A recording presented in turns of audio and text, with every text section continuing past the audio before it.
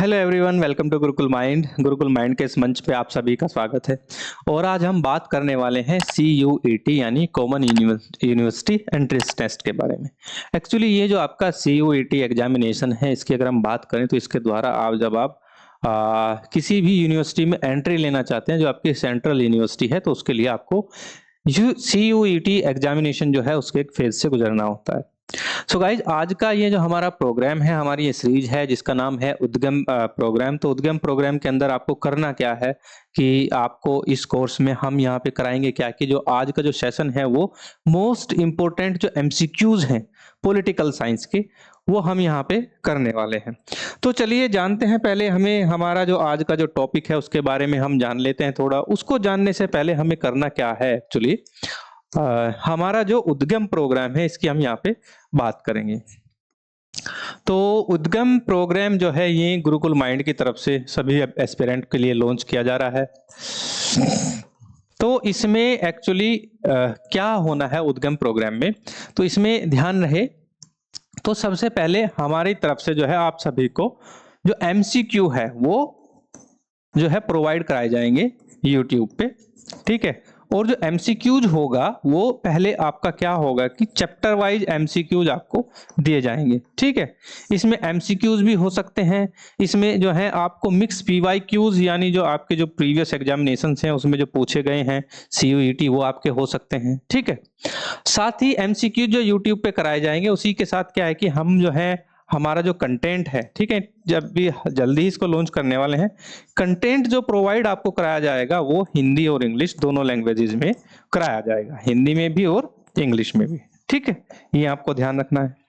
और जैसा कि जो लेक्चर्स हैं आपके, ठीक है, तो लेक्चर्स की अगर हम बात करें वो आपको YouTube या हमारे जो है वेबसाइट आदि पे जो लेक्चर आपको दिए जाएंगे उनकी अगर हम बात करें तो वो आपके बाइलिंगुअल होंगे, ठीक है। ये आपको ध्यान रखना है, लेक्चर क्या होंगे, बाइलिंगुअल होंगे, ठीक है। जैसे कि अभी ये लेक्चर होने वाला है बाइलिंगुअल होगा, दोनों लैंग्वेजेस में आपको ये प्रोवाइड किया जाएगा। भले ये एस्पिरेंट हिंदी मीडियम वाला हो या इंग्लिश मीडियम वाला हो, दोनों के सरल और सुगम जो भाषा होती है उसमें आपको ये प्रोवाइड किया जाएगा, ठीक है।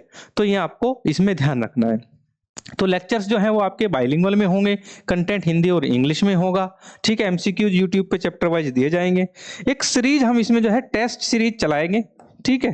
टेस्ट सीरीज का भी आप हिस्सा बन सकते हैं। टेस्ट सीरीज में जो है आपको मोस्ट एक्सपेक्टेड जो क्वेश्चंस होंगे आपके, ठीक है, तो वो क्वेश्चन जो है आपको इसमें दिए जाएंगे, दोनों लैंग्वेजेस में होंगे, हिंदी और इंग्लिश, यानी बाइलिंगुअल कह सकते हैं। टेस्ट सीरीज आपकी जो है वो बाइलिंगुअल होगी, ठीक है।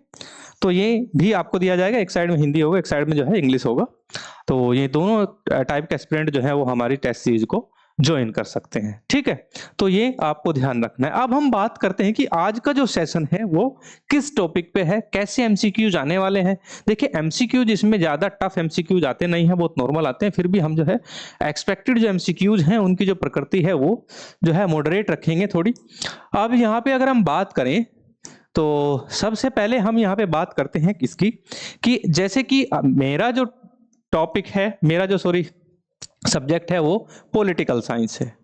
तो पॉलिटिकल साइंस जैसा कि मैंने बताया था आपको, आपका 2 पार्ट्स में डिवाइड है, ठीक है। फर्स्ट पार्ट है इसमें आपका politics in India, politics in India since independence, politics in India since independence,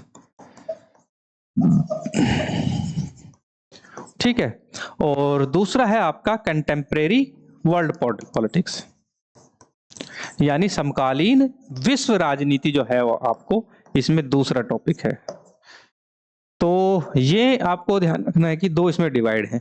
अब आज का जो टॉपिक है वो आपका, जब हम politics in India since independence पढ़ते हैं तो इसमें पहला जो चैप्टर है, चैप्टर नंबर 1 वो है आपका, 1 सेकेंड, पहला चैप्टर है आपका इरा of one party dominance, Ira of one party dominance, ठीक है।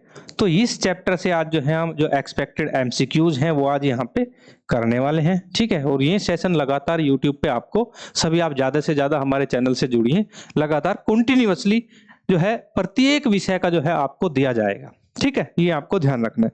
तो चलिए अब हम जो है एमसीक्यूज देख लेते हैं कि एमसीक्यूज है क्या। तो पहला जो एमसीक्यूज है वो दोनों जो है लैंग्वेज में है। देखिए मैं एमसीक्यू को आपके ये क्वेश्चन है इसको मैं पढ़ रहा हूं, आपको आंसर देना है कि क्या आंसर होना चाहिए। देखते हैं आपकी नॉलेज को यहाँ पे चेक करते हैं आप कितना जानते हैं। तो फर्स्ट है, what does the era of one party dominance in India refer to. ठीक है, पहला ही क्वेश्चन पहले ही टॉपिक से है। ठीक है, ये कह रहा है कि भारत में एक दलीय प्रभुत्व का युग किससे संबंधित है। स्टेटमेंट है ब्रिटिश कॉलोनियल रूल यानी ब्रिटिश औपनिवेशिक शासन। दूसरा है आपका the period when the Indian national Congress was the dominant political party, यानी वह अवधि जब भारतीय राष्ट्रीय कांग्रेस का प्रमुख राजनीतिक दल थी। या द इमरजेंसी पीरियड यानी आपका आपातकाल का जो अवधि है, या आपका कोलिशन गवर्नमेंट जो आपकी गठबंधन सरकारें हैं। तो देखिए मैं आपको इसको जो है पूरा कॉन्सेप्ट को समझाने का प्रयास करूंगा, फिर हम इसका आंसर निकालेंगे। देखिए अब हम बात करते हैं, आपको कुछ नहीं पता है, आपको केवल कॉन्सेप्ट पता है कि ये जो क्वेश्चन है वो आपका इरा ऑफ वन पार्टी डोमिनेंस से पूछा गया है। ठीक है, और इरा ऑफ वन पार्टी डोमिनेंस जो है वो आपका politics in India since independence वाला जो है चैप्टर है। ठीक है, तो पहला स्टेटमेंट आपका कैसे गलत होगा, क्योंकि ये तो जो है प्री इंडिपेंडेंस की बातें पूछी गई हैं इसमें, यानी स्वतंत्रता से पहले क्या था हमारा ब्रिटिश कॉलोनियल रूल था। तो यहां पे देखा जाए ब्रिटिश औपनिवेशिक शासन था, तो इसलिए ये जो है आपका ये नहीं होगा, इसको हम यहां पे कट कर देते हैं। ठीक है, फिर उसके बाद देखा जाए द इमरजेंसी पीरियड, अगर आपने कॉन्सेप्ट पढ़ा हो आपातकाल की जो अवधि है वो decline of Indian national Congress है, यानी जो भारतीय राष्ट्रीय कांग्रेस है वो पतन की ओर चल देती है, तो उसका जो है एंड होना स्टार्ट हो जाता है, तो उसका डेक्लाइन है। इमरजेंसी पीरियड क्या है, डेक्लाइन है कांग्रेस का। ठीक है, कांग्रेस के बाद जब इमरजेंसी होती है, इमरजेंसी के बाद क्या होता है कि जनता जो है उनको वोट नहीं करती है, तो पहली बार कांग्रेस क्या है कि वो सत्ता से बाहर हो जाती है, तो इसलिए ये नहीं होगा। फिर धीरे धीरे कांग्रेस अपने आप को क्या करती है, वो दोबारा से रीएस्टेब्लिश करती है, यानी फिर से जो है पुनर्गठित करती है और फिर से सत्ता में आने का प्रयास करती है। लेकिन अब कांग्रेस जो है वो एक डोमिनेंट पार्टी नहीं रहती, वहां से स्टार्ट होता है आपका कोएलिशन पॉलिटिक्स, यानी गठबंधन सरकारें। छोटे छोटे जो रीजनल पार्टीज हैं वो धीरे धीरे उठ जाती हैं और फिर उनकी जो है जरूरत पड़ती है कांग्रेस को, तो यहां से कोएलिशन पॉलिटिक्स आपकी स्टार्ट हो जाती है। तो इसलिए ये भी the era of one party dominance नहीं होगा, लेकिन वो पीरियड जो आपका 1947 के बाद स्टार्ट होता है, फर्स्ट जनरल इलेक्शन जब होता है, द फर्स्ट जनरल इलेक्शन 1951 या 52 जिसको हम कह सकते हैं, वहां से स्टार्ट होके आपका 1977 तक का जो पीरियड है आपका, वो आपका one party dominance, the era of one party dominance माना जाता है।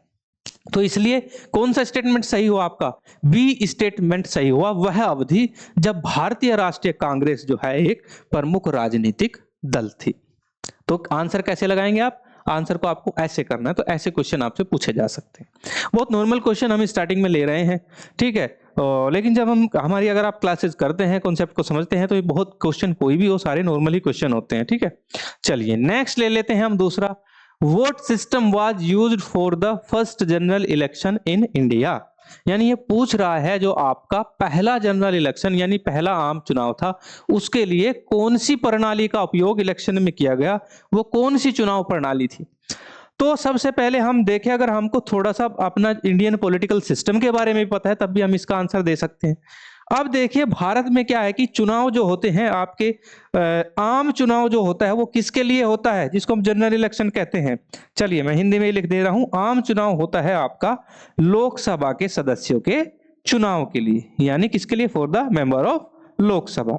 ठीक है, अब लोकसभा में जो आपके सदस्य चुने जाते हैं, ठीक है, वो क्या है, वो अपना जो है नेता चुनते हैं, और जिस नेता को ये सदस्य चुनते हैं वो कौन होता है, भारत का प्रधानमंत्री होता है। ठीक है, तो यहां तक का जो प्रणाली है, यानी लोकसभा के सदस्य तक का जो चुनाव है वो आपका आम चुनाव है। ठीक है, अब यहां तक जो प्रणाली का यूज किया जाता है उसका नाम आपको बताना है।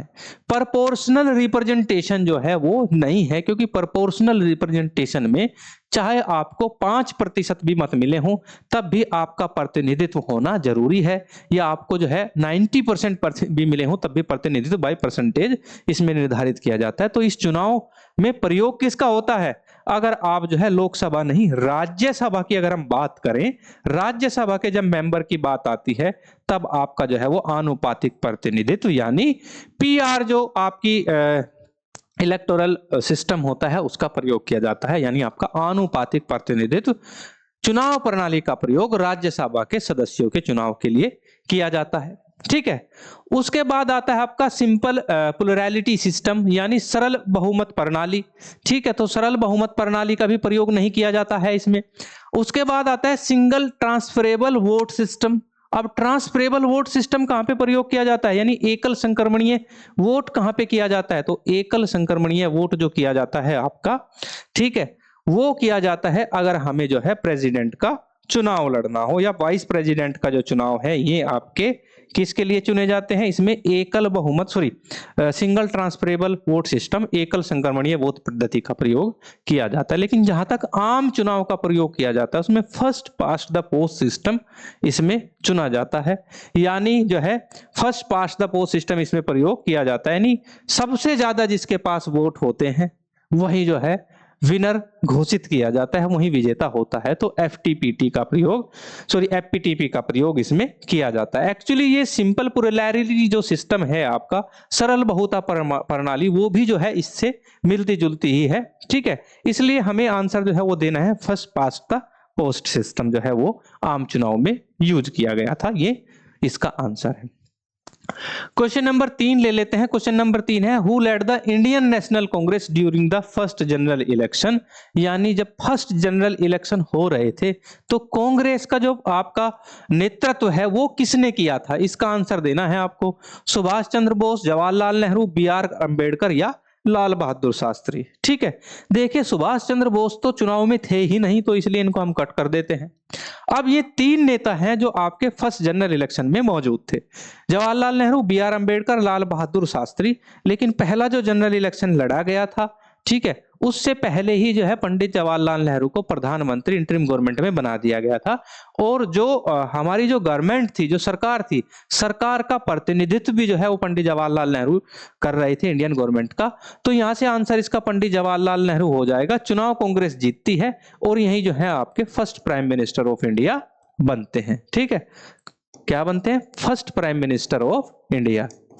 ठीक है, तो ये आपको ध्यान रखना है। पहले प्रधानमंत्री कौन होते हैं आपके, पंडित जवाहरलाल नेहरू। बी आर अम्बेडकर जो है अपनी प्रजा सोशलिस्ट पार्टी से चुनाव लड़ते हैं, ये अलग से चुनाव लड़ते हैं। लाल बहादुर शास्त्री जो है चुनाव में होते हैं लेकिन वो कांग्रेस के जो है इतने बड़े लीडर नहीं होते हैं। बाद में जवाहरलाल नेहरू के बाद जो है प्रधानमंत्री दूसरी टर्म अगर आती है, जब वो उनकी मृत्यु हो जाती है, तो तत्कालीन जो है इनके बाद लाल बहादुर शास्त्री भारत के प्रधानमंत्री बनते हैं। तो ये आंसर क्या हो जाएगा इनका, लाल बहादुर शास्त्री, ये आपको ध्यान रखना है।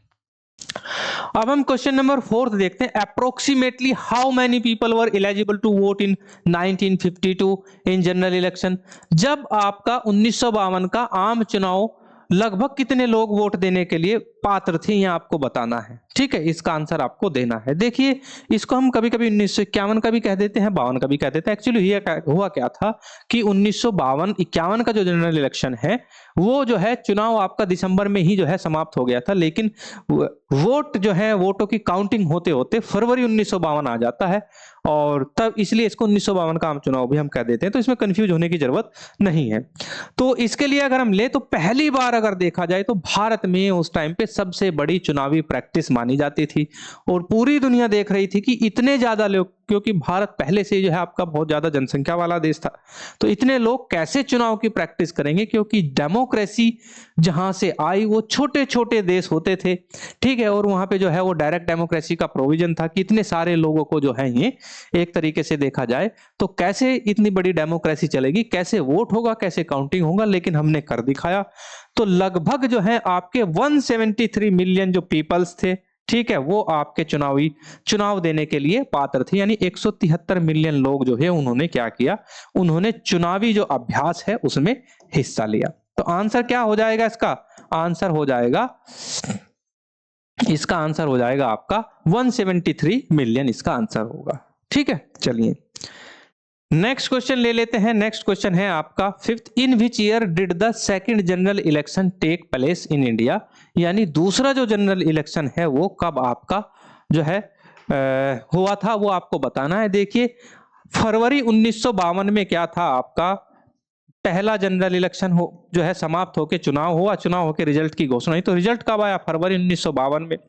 और आपको पता ही है कि पूरे 5 वर्ष बाद जो है चुनाव होता है, तो 1957 हो गया। ठीक है, तो 1957 इसका आंसर हो जाएगा। पूरे 5-5 वर्ष जो है 5 वर्ष इसमें हम ऐड करेंगे, क्योंकि भारत में जो सरकार है वो 5 वर्ष के लिए चुनी जाती है, तो कम से कम 5 वर्ष एक सरकार पूरा करती है। उसके बाद जो है री इलेक्ट भी हो सकती है, वो चुनाव के ऊपर डिपेंड करता है कि चुनाव में वो वोट प्राप्त करते हैं या नहीं करते हैं, या जनता का विश्वास जीतते हैं या नहीं जीतते हैं। तो इसलिए इसका आंसर हो जाएगा 1957। तो आंसर क्या हो जाएगा? 1957 में जो है दूसरा आम चुनाव लड़ा गया था। अब हम बात करते हैं which event provided the backdrop for the 1962 general election. ठीक है, तो किस घटना ने 1952 के आम चुनाव के लिए पृष्ठभूमि प्रदान की? देखिए क्या था कि 1957 के चुनाव के बाद धीरे धीरे क्या था कि रीजनल पार्टी जो है धीरे धीरे बनने लगी थी। जैसे जब हम चैप्टर करेंगे तो चैप्टर में आपको पता लग जाएगा कि जो हमारी रीजनल पार्टीज थी, जैसे आपकी स्वतंत्र पार्टी थी, आपकी सोशलिस्ट पार्टी, कम्युनिस्ट पार्टी, ये उस टाइम की जो है अपोजिशन पार्टी होती थी। तो इन्होंने क्या किया था कि जो है कांग्रेस के प्रभाव को कम किया था। लेकिन फिर से ऐसा हुआ कि कांग्रेस की पृष्ठभूमि तैयार हो जाती है, वो आपको बताती है। इंडो पाकिस्तानी वार 1947 1947 का जो युद्ध हुआ था, ठीक है, भारत और पाकिस्तान का, सॉरी, वार ऑफ 1948 है ये, 1948 का युद्ध, 47 नहीं करेंगे इसको। ठीक है, तो 1948 का वॉर हुआ था, नहीं, 1948 के वॉर का प्रभाव 1962 तक थोड़ी ही रहेगा। फिर उसके बाद इंडो चाइना वार 1962, या इमरजेंसी पीरियड है, ग्रीन रिवॉल्यूशन। देखिए इमरजेंसी पीरियड और ग्रीन रिवॉल्यूशन तो बाद की बातें हैं, क्योंकि इमरजेंसी पीरियड तो 1975 में आया था। अब बात करते हैं कि भारत चीन युद्ध हुआ था, इंडो चाइना पाकिस्तान वार 1962, और इसमें क्या हुआ था कि कहीं ना कहीं एक बैकड्रॉप देखने को मिलता है भारत में। तो ये भारत चीन युद्ध हुआ था और इसने पृष्ठभूमि प्रदान हुई थी। हालांकि कांग्रेस जीती थी इसमें चुनाव में, लेकिन कांग्रेस का कहीं ना कहीं जो है प्रभाव थोड़ा कम हुआ था। और ऊपर से मैंने बताया था कि जो ओपोजिशन पार्टीज थी उन्होंने भी जो है इसका थोड़ा लाभ लेने का प्रयास किया। ठीक है, चलिए, तो ऐसे आप कर सकते हैं। नेक्स्ट क्वेश्चन है which major institution was established during the INC's domination, यानी भारतीय राष्ट्रीय कांग्रेस के प्रभुत्व के दौरान, यानी कांग्रेस के प्रभुत्व के दौरान कौन सी प्रमुख संस्था स्थापित की गई थी, ये आपको बताना है। क्या आपका इसरो की स्थापना हुई थी, इंडियन स्पेस ऑर्गेनाइजेशन, क्या इलेक्शन कमीशन ऑफ इंडिया की, क्या रिजर्व बैंक ऑफ इंडिया की? अब ये जो संस्थाएं हैं आपकी, ठीक है, ये कि अगर हम बात करें तो election commission of India already constitution में जो है एस्टेब्लिश कर दिया गया था। एक रिजर्व बैंक ऑफ इंडिया जो है पहले से 1935 में था, ये यही काम कर रहा था आपका। तो ये संस्थाएं जो है बनाई गई थी। लेकिन अगर इसमें देखा जाए, प्लानिंग कमीशन जो था वो प्रथम प्रधानमंत्री पंडित जवाहरलाल नेहरू के दिमाग की उपज मानी जाती है। ठीक है, तो इसलिए इसका जो आंसर हो जाएगा प्लानिंग कमीशन हो जाएगा, योजना आयोग। और ये एक थिंक टैंक था जो हमारे लिए एक टारगेट फिट करता था, जिसका नाम था 5 ईयर प्लान, यानी पंचवर्षीय योजनाएं। हालांकि 2014 में प्रधानमंत्री नरेंद्र मोदी की सरकार आई और उन्होंने क्या किया कि इस संस्था को अबोलिश करके रिप्लेस किया नीति आयोग से। नई जो संस्था है अभी वो नीति आयोग है, वो भी एक थिंक टैंक है जो हमारे लिए जो है वो एक इंफॉर्मेशन इकट्ठा करके हमारे लिए एक जो है योजना की जो वास्तु है उसको तैयार करता है। ठीक है, चलिए अब हम नेक्स्ट क्वेश्चन ले लेते हैं। क्वेश्चन नंबर 8, निम्नलिखित में से कौन सी कांग्रेस के प्रभुत्व के दौरान उसकी प्रमुख नीतिगत पहल थी? सॉरी, ये जो है आपका 1 सेकंड, हाँ, ये जो है दोनों आपका हो गया है हिंदी में ही, कोई नहीं, हम इसको इंग्लिश में पढ़ लेते हैं। तो ये कह रहा है कि जो ये कांग्रेस के प्रभुत्व के दौरान जो उनकी जो मेजर आपकी पॉलिसीज थी, पॉलिसी इनिशिएटिव्स थे, वो आपको बताने हैं। ठीक है, क्या उनका था इंडस्ट्रियल यानी औद्योगिक निजीकरण, ठीक है, तो इंडस्ट्री प्राइवेटाइजेशन था, या 5 ईयर जो है प्लान्स थे, ठीक है, या लिबरलाइजेशन ऑफ इकोनॉमी था, या रेगुलेशन ऑफ मार्केट था, ये आपको बताना है। ठीक है, तो इसका आपको आंसर देना है कि निम्नलिखित में से कौन सी कांग्रेस के प्रभुत्व के दौरान उनकी प्रमुख नीतिगत पहल थी। ठीक है, तो ये आपको इसमें आंसर देना है। ठीक है, तो क्या आंसर हो जाएगा इसका, बताइए।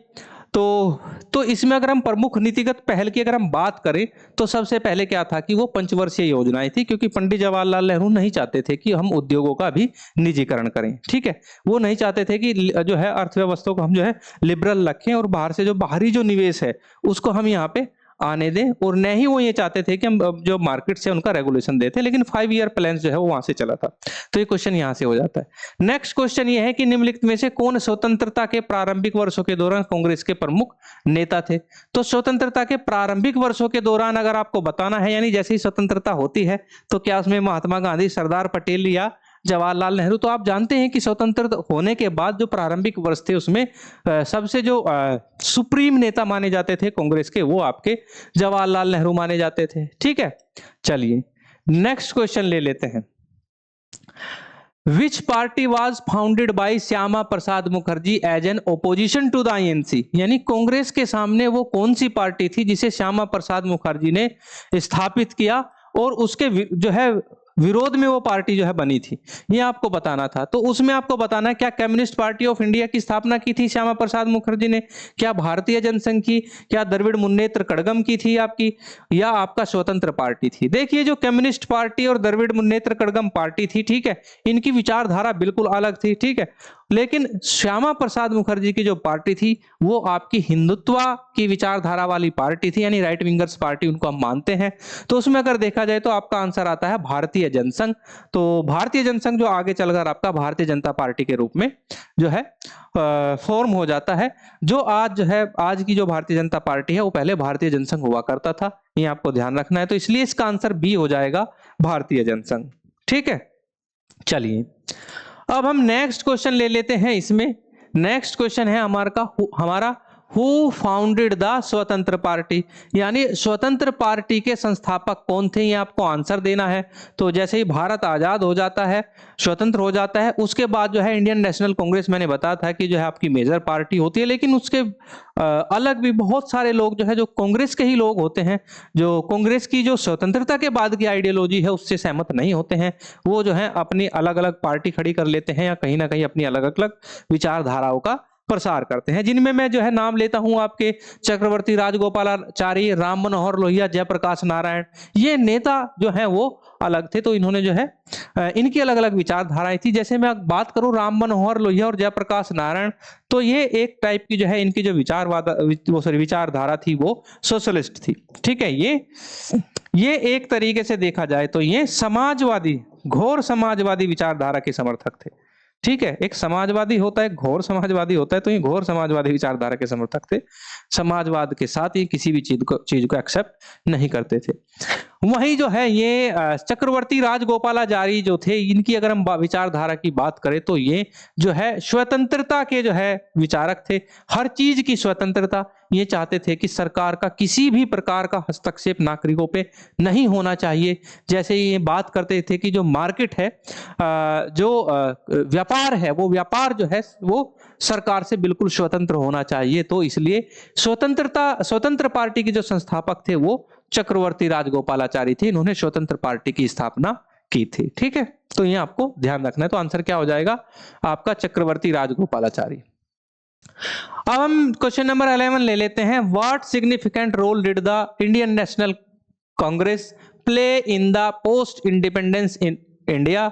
स्वतंत्रता के बाद भारत में कांग्रेस ने क्या महत्वपूर्ण भूमिका निभाई, वो आपको बताना है। तो जब आईएनसी आई स्वतंत्रता के तुरंत बाद, ठीक है, आपको जो है 90s के डिकेड की कांग्रेस की बात नहीं करनी है, हमें जो है स्वतंत्रता के बाद की बात करनी है, क्योंकि हमारा जो चैप्टर है वो है इरा ऑफ वन पार्टी डोमिनेंस, यानी एकल प्रभुत्व दल की, एकल प्रभुत्व वाले दल की जो अवधि है उसके बारे में हमें बताना है। तो ध्यान रहे आपका, ये कांग्रेस का जब एंड हो जाता है और फिर से कांग्रेस एस्टेब्लिश होती है यूपीए 1 यूपीए 2 के दौरान, वो नहीं बताना है।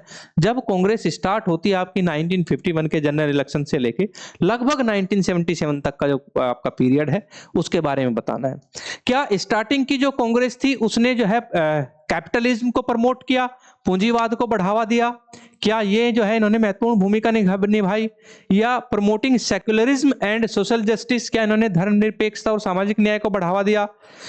या एनकरेजिंग रीजनलिज्म या क्षेत्रवाद को प्रोत्साहित किया?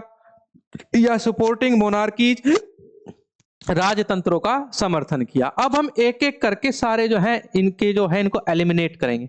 अब सबसे पहले हम बात करते हैं प्रमोटिंग कैपिटलिज्म। तो पहला जो है प्रमोटिंग कैपिटलिज्म, पूंजीवाद को बढ़ावा देना, बिल्कुल नहीं, क्योंकि पंडित जवाहरलाल नेहरू जो है वो भी समाजवादी विचार वाला धारा वाली जो है समाजवादी विचारधारा के जो है प्रबल समर्थक थे, तो कभी नहीं चाहते थे कि भारत में जो है कैपिटलिज्म प्रमोट हो, और न ही वो जो है दूसरी जो विचारधारा थी बिल्कुल घोर कम्युनिज्म, उसके समर्थक थे। हम जो थे एक तरीके की मिक्स इकोनॉमी के समर्थक थे, मिश्रित अर्थव्यवस्था के हम समर्थक माने जाते हैं। तो इसलिए जो है ये आंसर नहीं होगा। बी आंसर है promoting secularism and social justice, इसको रोक लेते हैं। फिर उसके बाद है एनकरेजिंग रीजनलिज्म, यानी क्षेत्रवाद को प्रोत्साहित करना। देखिए पंडित जवाहरलाल नेहरू जो चाहते थे वो कभी भी क्षेत्रवाद को जो है उभरने नहीं देना चाहते थे। वो यूनिटी के लिए, देश की यूनिटी के लिए हमेशा जो है जो सेंट्रिक पावर है उसको हमेशा मजबूत रखना चाहते थे, और इसलिए क्या था कि ये भी आंसर नहीं है, तो इसलिए ये भी गलत हो जाएगा। और जहां तक राजतंत्रों की बात है, राजतंत्रों को तो बिल्कुल समर्थन नहीं देते थे, और राजतंत्रों की अगर हम बात करें तो जो रियासतों का एकीकरण हुआ था उसमें सरदार वल्लभ भाई पटेल का आप रोल जान ही सकते हैं कि आजादी के से पहले ही जो है ये जो आपकी जो रियासतें थी उनका एकीकरण कर दिया गया था। तो मोनार्कीज कोई बिल्कुल समर्थक नहीं थे, तो चूंकि हम जो है एक डेमोक्रेटिक कंट्री थे तो इसलिए मोनार्की का तो समर्थन था ही नहीं बिल्कुल भी, तो इसलिए ये आपका कट जाएगा। अब रही बात आपकी, आंसर इसका बी हो जाएगा, क्योंकि स्टार्टिंग से ही जो है हमने सेक्युलरिज्म एंड सोशल जस्टिस को हमेशा प्रमोट किया है, यानी धर्मनिरपेक्षता और सामाजिक न्याय की बात जो है स्टार्टिंग से ही रही है। ठीक है, तो इसलिए आंसर इसका क्या हो जाएगा, बी इज राइट आंसर। चलिए नेक्स्ट क्वेश्चन ले लेते हैं। क्वेश्चन है 12, who among the following was not a key figure in the socialist party. ठीक है, यानी आपको बताना है कि निम्नलिखित में से कौन समाजवादी पार्टी का प्रमुख व्यक्ति नहीं था। तो मैंने पहले आपको स्लाइड में बताया है कि राम मनोहर लोहिया और जयप्रकाश नारायण, मैंने बताया था कि ये हार्डकोर सोशलिस्ट थे। ठीक है, नहीं घोर समाजवादी, जैसे कि मैंने बताया है, तो ये समाजवाद के प्रबल समर्थक थे।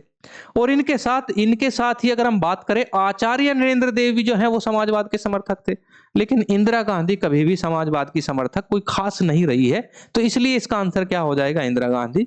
इंदिरा गांधी ने जो है क्योंकि इंदिरा गांधी के सामने अगर हम देखें जयप्रकाश नारायण और राम मनोहर लोहिया, ये दोनों ने ही जो है अपना मोर्चा खोला था, क्योंकि इनका मानना था कि इंदिरा गांधी की जो सरकार है वो समाजवादी विचारों पर चलने वाली सरकार नहीं है, और देश में जो है आंदोलन हुआ जिसको हम जेपी आंदोलन के नाम से जानते हैं। सरकारें बदली, जनता पार्टी की सरकार आई, आगे की कहानी आप जानते ही हैं इसमें क्या है। तो आंसर क्या हो जाएगा, डी, इंदिरा गांधी इसका आंसर हो जाएगा। नेक्स्ट क्वेश्चन ले लेते हैं, which of the following was a major factor in the decline of the INC dominance. ठीक है, तो मैंने बताया था कि धीरे धीरे 75 के बाद जब इमरजेंसी होती है तो डोमिनेंस खत्म हो जाता है 1977 तक जाते जाते। तो इसमें बताना था कि वो कौन सा जो है आपका कारक है जो इसका जो है पतन का प्रमुख कारक माना जाता है। ठीक है, तो क्या फॉरेन इंटरवेंशन था, विदेशी हस्तक्षेप था, कोई बाहरी ताकत जो है वो देखा जाए तो इस पर लगा रही थी, क्या इसमें इंटरनल जो है फैक्शनलिज्म था यानी आंतरिक गुटबाजी थी, क्या इकोनॉमिक प्रोस्पेरिटी बढ़ रही थी इसलिए कांग्रेस जो है पीछे जाती है, आर्थिक समृद्धि थी नहीं, क्या इंक्रीज मिलिटरी स्पेंडिंग था, क्या सैन्य खर्च में वृद्धि थी। तो मिलिट्री स्पेंडिंग की अगर हम बात करें वो भी नहीं था, क्योंकि कोई खास खर्च नहीं बढ़ाया गया था और नहीं ये फैक्टर था। विदेशी कोई हस्तक्षेप नहीं था कांग्रेस को जो है कांग्रेस के डेक्लाइन के पीछे। या अगर हम बात करें इकोनॉमिक प्रोस्पेरिटी की, कोई खास जो है आर्थिक समृद्धि भारत ने 90s तक नहीं की थी। 90s के बाद जो है यहाँ पे लिबरलाइजेशन, प्राइवेटाइजेशन, ये बहुत सारी जो है आर्थिक योजनाएं आई, एफडीआई आया, तो तब से जो है हमने इकोनॉमिक प्रोस्पेरिटी के दर्शन किए, उससे पहले था नहीं कुछ यहाँ पे। ठीक है, तो इसलिए अगर देखा जाए तो इसका जो आंसर हो जाता है वो था इंटरनल फैक्शनलिज्म, यानी आंतरिक जो गुटबाजी थी कांग्रेस के अंदर इंदिरा गांधी के दौर में बहुत ज्यादा थी। ठीक है, इंदिरा गांधी से पहले ही आंतरिक गुटबाजी स्टार्ट हो गई थी, मोरारजी देसाई वर्सेस गांधी, इंदिरा गांधी, ये सारी जो है हम जब क्लास लेंगे उसमें सारी चीजें आपको जो है अच्छे से समझाएंगे। तो इसलिए इसका जो आंसर हो जाएगा वो बी इज राइट आंसर। ठीक है, चलिए नेक्स्ट ले लेते हैं, which party had a strong presence in the Kerala and West Bengal. Kerala और पश्चिम बंगाल में किस पार्टी की मजबूत उपस्थिति थी। भारतीय जनसंघ वहां की पार्टी नहीं थी, इसलिए इसको कट कर देते हैं। सोशलिस्ट पार्टी और स्वतंत्र पार्टी भी वहां की पार्टी नहीं थी। ठीक है, क्योंकि ये नॉर्दर्न इंडिया की पार्टी थी, चाहे सोशलिस्ट पार्टी हो या स्वतंत्र पार्टी हो। ठीक है, लेकिन कम्युनिस्ट पार्टी कि अगर हम बात करें ऑफ इंडिया, यानी भारतीय कम्युनिस्ट पार्टी जो थी वो आपकी केरला और वेस्ट बंगाल में जो है इसने एक रीजनल पार्टी के रूप में स्टार्टिंग की और एक अच्छी पार्टी वहां पे बन के उभरी, ठीक है, और बाद में कांग्रेस के प्रभुत्व को चुनौती भी देती है। तो इसलिए इसका जो आंसर हो जाएगा आपका कम्युनिस्ट पार्टी ऑफ इंडिया हो जाएगा। चलिए नेक्स्ट ले लेते हैं, कौन सी पार्टी मुक्त बाजार सिद्धांतों और व्यक्तिगत स्वतंत्रता की वकालत के लिए जानी जाती है? तो मैंने पिछली स्लाइड में भी बताया था, which party is known for advocating free market principle and individual freedom, तो बताया ही था मैंने। देखिए कम्युनिस्ट पार्टी ऑफ इंडिया तो कभी बात नहीं करती, सोशलिस्ट पार्टी भी मुक्त बाजार की बात नहीं करती, क्योंकि मुक्त बाजार ये चाहते ही नहीं है। भारतीय जनसंघ भी नहीं करता, आज तक नहीं करते हैं मुक्त बाजार की बातें। लेकिन स्वतंत्र पार्टी जो है आपकी, जो कि चक्रवर्ती राजगोपालाचारी द्वारा जो है वो स्थापित थी, उसकी हमेशा जो है कोशिश सही रहती थी कि कैसे जो है हर चीजों को स्वतंत्र किया जाए, सरकार का कम से कम हस्तक्षेप इंटरवेंशन जो है वो जो मार्केट बॉडी है उसमें ना हो। तो हमेशा स्वतंत्र मार्केट की, जो फ्री मार्केट की बात करती थी वो आपकी स्वतंत्र पार्टी करती थी, इसलिए इसका आंसर क्या हो जाएगा? C is right answer. चलिए नेक्स्ट चलते हैं, what was the major aim of land reform initiated by NC. देखिए इंडियन नेशनल कांग्रेस ने क्या किया था कि भूमि सुधार कानून लेकर आए थे, भूमि सुधार कानून के द्वारा भूमि सुधार किया गया था। वो किस लिए किया गया था, उसका प्रमुख उद्देश्य क्या था? क्या भारत में हम इंडस्ट्रियल डेवलपमेंट करना चाहते थे? क्या हम जो है जो लैंडलेस पीपल्स हैं, ठीक है, उनको जो है लैंड डिस्ट्रीब्यूट करना चाहते थे, रीडिस्ट्रीब्यूशन करना चाहते थे, नहीं दोबारा से वितरित करना चाहते? क्या हम व्यापार को प्रमोट करना चाहते थे? क्या हम फॉरेन इन्वेस्टमेंट को एनकरेज करने के लिए करना चाहते थे? नहीं, भारत में जो जमीन का मालिकाना हक की जो व्यवस्था थी वो बहुत ज्यादा जो है आपकी एक तरीके से देखा जाए असामाजिक थी, यानी समाज में अच्छे से उसका रिडिस्ट्रीब्यूशन नहीं हुआ था। यानी भूमि क्या होती थी, जो हमारे यहाँ पे जो अंग्रेजों ने जो है जमींदारी व्यवस्था चलाई थी उसको ब्रीच करने के लिए, उसको तोड़ने के लिए, एक तरीके से ब्रेक करने के लिए क्या किया गया था? लैंड को रीडिस्ट्रीब्यूट किया गया था। यानी जो किसान जिस जमीन पर खेती कर रहा है वो उसका भूस्वामी है, उसको लैंड रिफॉर्म माना गया, या जमींदारी उन्मूलन इसको आप कह सकते हैं, ठीक है। तो इसलिए इसका जो आंसर हो जाएगा आपका बी हो जाएगा, redistribution of land the landless people, ठीक है। तो ये आपको ध्यान रखना है। तो ये आपका क्वेश्चन नंबर 16 हुआ। अब हम आगे चलते हैं, अगला जो हमारा क्वेश्चन है question number 17, which party in Punjab represented the interest of the Sikh community. Punjab में कौन सी पार्टी सिख समुदाय के हितों का प्रतिनिधित्व करती है? जब भी हम जो है बात करते हैं रीजनल पार्टीज का, जब हम चैप्टर के अंदर रीजनल पार्टीज वाला कॉन्सेप्ट समझते हैं तो उनमें से भी जो है पंजाब की रीजनल पार्टी आती है प्रारंभिक वर्षों में, जो आपकी अकाली दल, जिसका पूरा नाम शिरोमणि अकाली दल यानी SAD है, ठीक है। तो ये पार्टी जो है पंजाब के जो रीजनल इंटरेस्ट है उनके लिए जो है इसने अपना जो है आंदोलन स्टार्ट किया, एक पार्टी बनी और जो है पंजाब में एक जो है बड़ी पार्टी के रूप में कई बार जो है अपनी गवर्नमेंट भी बनाई है। तो इसलिए इसका आंसर जो हो जाएगा वो अकाली दल हो जाएगा। द्रविड़ मुन्नेत्र कड़गम जो है आपकी वो द्रविडियन पार्टी है जो आपकी केरल में है। कम्युनिस्ट पार्टी आपकी केरल और वेस्ट बंगाल में एक रीजनल पार्टी के रूप में उभरती है। भारतीय जनसंघ की जो स्टार्टिंग की अगर हम बात करें, ये स्टार्टिंग से जो है नॉर्दर्न इंडिया में जो है इसने अपना प्रभाव जमाया था। तो आंसर क्या हो जाएगा इसका?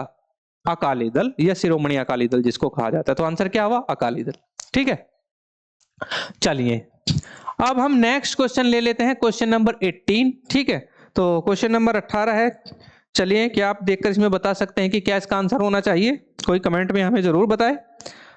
तो चलिए क्वेश्चन पढ़ लेते हैं, which of the following factors did not contribute to the decline of Indian national Congress dominance. यानी ये पूछ रहा है कि निम्नलिखित में से किस कारक ने कांग्रेस के प्रभुत्व के पतन में योगदान नहीं दिया, ठीक है।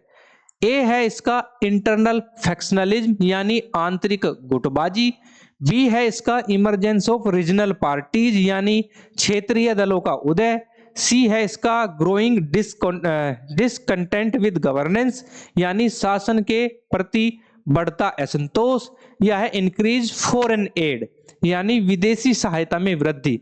तो इसमें आपको आंसर बताना है कि कांग्रेस के प्रभुत्व के पतन में योगदान नहीं दिया, ठीक है। यानी जब डोमिनेंस कांग्रेस का खत्म होता है तो वो कौन कौन से फैक्टर हैं वो हम देख लेते हैं, जो नहीं है वो बच जाएगा। तो चलिए करते हैं।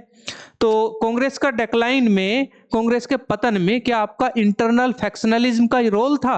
क्या आप आंतरिक गुटबाजी का रोल था? बिल्कुल था, इसको हम मान लेते हैं, बिल्कुल था भाई। 1 सेकेंड रेज कर लेते हैं एक बार। तो ये जो है आपका, ये तो था, ठीक है, इंटरनल फैक्शनलिज्म तो था।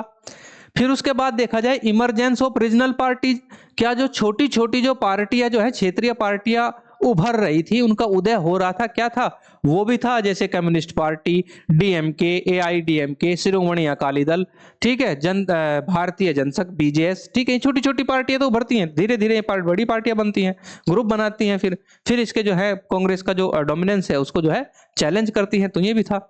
ग्रोइंग डिसकंटेंट विद गवर्नेंस, यानी शासन के प्रति बढ़ता असंतोष, क्या ये था? ठीक है, ये भी बिल्कुल था, क्योंकि अगर हम इमरजेंसी का पीरियड देखते हैं तो इमरजेंसी जो है आपकी 1975 की, उससे क्या हुआ, जब ये इमरजेंसी लगाई गई भारत में, भारत को ब्लॉक किया गया, तो उससे क्या हुआ कि जनता में जो है बहुत ज्यादा डिसकंटेंट पैदा हुआ, एक असंतोष पैदा हुआ, जिससे क्या हुआ कि कहीं ना कहीं वो declaration of Indian national Congress के लिए कहीं ना कहीं एक फैक्टर माना जाता है। लेकिन इंक्रीज फॉरेन एड, अब फॉरेन एड तो हमने ली ही नहीं है, तो इसका तो कोई मतलब ही नहीं है, तो ये नहीं था, पतन में योगदान ये नहीं था, तो हमें आंसर बताना है नहीं था, तो नहीं कौन सा था? डी वाला नहीं था, तो इसलिए इसका जो आंसर है आपका डी इज राइट आंसर, ठीक है, तो केवल डी ही इसका राइट आंसर है। तो ध्यान रहे कि राइट आंसर क्या है आपका? डी राइट आंसर, तो ध्यान रहे ये आपका इंक्रीज फॉरेन एड, ये इसका राइट आंसर है, ठीक है, तो ये आपका ऐसे ध्यान रखना है। चलिए अब हम नेक्स्ट क्वेश्चन ले लेते हैं, क्वेश्चन नंबर 19।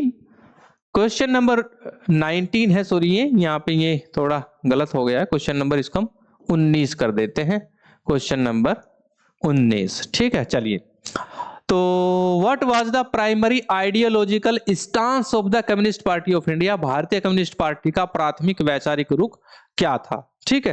तो कम्युनिस्ट पार्टी ऑफ इंडिया, इसके लिए क्या है कि आपको concept communist party of India का समझना पड़ेगा, क्या थी, क्या उसका जो है प्राथमिक जो है आपका आइडियोलॉजिकल स्टांस था। तो लिबरलिज्म था, Marxism and socialism, Hindu nationalism या फ्री मार्केट कैपिटलिज्म, ठीक है, उदारवाद, मार्क्सवाद और समाजवाद, या हिंदू राष्ट्रवाद या मुक्त पूंजीवाद। चलिए मैं एक एक करके बात बताता हूं। देखिए लिबरलिज्म जो कॉन्सेप्ट था वो स्टार्टिंग से ही आपका ध्यान रखना है कि वो आपका किसका रहा है? इंडियन नेशनल कांग्रेस का उदारवाद। उदारवाद के अंदर आपका धर्मनिरपेक्षता, समाजवाद, सोशल जस्टिस, ठीक है, political social and economical justice, ठीक है, और जैसे कि आप पढ़ते हैं प्रतिष्ठा अवसरों की समता, समानता, समतामूलक समाज, तो ये किसकी रही है स्टार्टिंग से ही? इंडियन नेशनल कांग्रेस की। तो लिबरलिज्म वाली जो आइडियोलॉजी थी वो हमेशा किसकी रही है? इंडियन नेशनल कांग्रेस की। हिंदू नेशनलिज्म की अगर हम बात करें तो ये स्टार्टिंग से ही किसका रहा है? जैसे भारतीय जनसंघ रहा है आपका, हिंदू महासभा रही है, ठीक है, तो ये हिंदू नेशनलिज्म की विचारधारा रही है। और जोड़ देते हैं इसमें नई पार्टी बाद में आई जो जैसे कि आपकी शिवसेना महाराष्ट्र की, ठीक है, तो ये भी जो है आपकी हिंदू नेशनलिज्म को लेकर पार्टी थी। तो ऐसी जो पार्टियां थी ये आपकी हिंदू नेशनलिज्म की बात करती थी, ठीक है। उसके बाद अगर हम बात करें फ्री मार्केट कैपिटलिज्म की, तो फ्री मार्केट कैपिटलिज्म यानी मुक्त बाजार पूंजीवाद की अगर हम बात करें तो ये जो है आपका ये स्वतंत्र पार्टी का, जिसकी जो है फाउंडेशन जो रखी थी वो चक्रवर्ती राजगोपालाचारी ने रखी थी, ठीक है। तो सी राजगोपालाचारी की जो पार्टी थी आपकी स्वतंत्र पार्टी, ठीक है, उसका था आपका कि फ्री मार्केट कैपिटलिज्म को ये सपोर्ट करता था। लेकिन मार्क्सिज्म और सोशलिज्म, ठीक है, दोनों विचारधारा जो थी वो कम्युनिस्ट पार्टी ऑफ इंडिया की थी, क्योंकि मार्क्स के जो सिद्धांत थे आपके, कार्ल मार्क्स जो कि एक फिलोसफर थे, उनकी विचारधारा को आगे बढ़ाते हुए कम्युनिस्ट पार्टी ऑफ इंडिया की फाउंडेशन रखी गई थी। धीरे धीरे ये विचारधारा भारत में भी आई और भारत में भी जो है कम्युनिस्ट पार्टी ऑफ इंडिया की स्थापना की गई। प्राथमिक वैचारिक उद्देश्य जो था वो मार्क्सवाद और समाजवाद था, इसलिए इसका जो आंसर है वो आपका बी आंसर हो जाएगा, ठीक है। चलिए अब हम नेक्स्ट क्वेश्चन ले लेते हैं। सॉरी ये हो जाएगा आपका 20, यहां से क्रम जो है गलत हो गया है थोड़ा, इसको ले लेते हैं हम 20 और इसको ले लेते हैं 21, ठीक है। चलिए 1 सेकेंड, 20।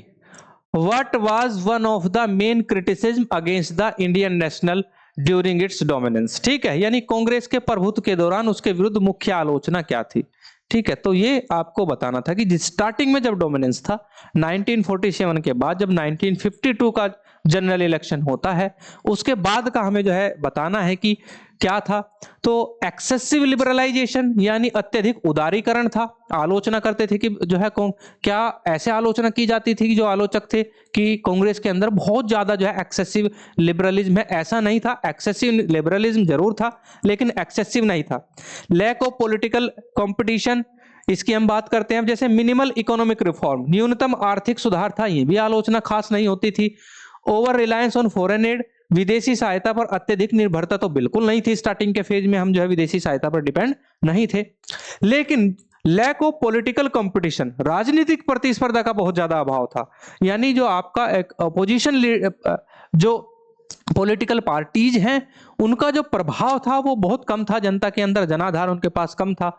तो ये मेन आलोचना रहती थी कि कांग्रेस ने कहीं ना कहीं जो है वो भारत में जो विपक्ष है उसको दबा दिया है हमेशा के लिए। तो ये आलोचनाएं होती रहती थी क्योंकि कोई सामने जो है इतने भारी मतों से विजयी होकर आता नहीं था।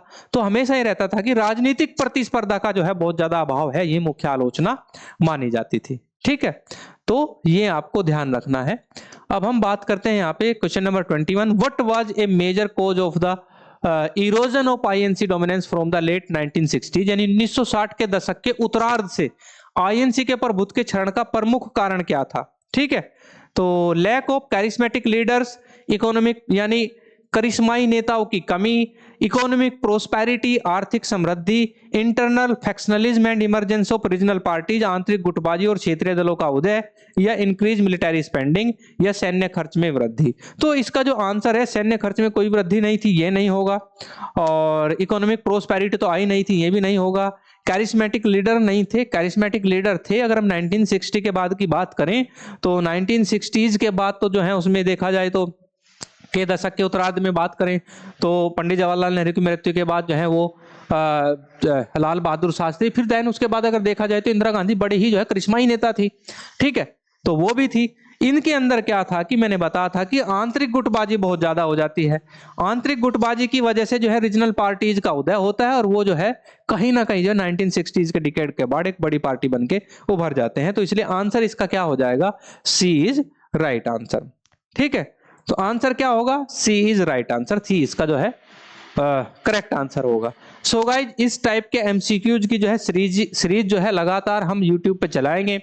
ज्यादा से ज्यादा जो है हमारे चैनल को सब्सक्राइब करें। अगर आप सीयूटी कोर्स सीयूटी 2025 के कोर्स से हमारे साथ जुड़ना चाहते हैं तो हमारे यूट्यूब चैनल को सब्सक्राइब करें। साथ ही अगर हम बात करें इसमें, ठीक है, हमारा जो चैनल है जिसका नाम है गुरुकुल माइंड, इसको आप जो है सब्सक्राइब कर सकते हैं और हमें कमेंट सेक्शन में जाके बताएं कि हमारी क्लासेस आपको कैसी लगती हैं, उसके बारे में बताएं। साथ ही अगर हम बात करें, हमारा ये जो है हमारा इंस्टाग्राम पेज है और ये हमारा टेलीग्राम चैनल है। फेसबुक पे भी आप हमें जो है फॉलो कर सकते हैं। साथ ही अगर आप हमारी ऑफलाइन क्लासेस में जुड़ना चाहते हैं तो ओमिक्रॉन फर्स्ट ग्रेटर नोएडा हमारी लोकेशन है, यहाँ पे ऑफलाइन क्लासेस जो हैं वो दी जाती हैं। आप ऑफलाइन क्लासेस भी ज्वाइन कर सकते हैं। हमारा जो व्हाट्सएप नंबर है जिस पे आप हमें कॉन्टैक्ट करके अपनी क्वेरीज जो है पूछ सकते हैं, 8882608880 हमारा कॉन्टैक्ट नंबर है। साथ ही आप हमारे कंटेंट रिलेटेड कोई भी क्वेरीज के लिए आप हमारे कंटेंट को देखना चाहते हैं, हमारी आप साइट विजिट कर सकते हैं www.gurukulmind.com। आज के लिए इतना ही, अब मुझे दीजिए इजाजत। धन्यवाद।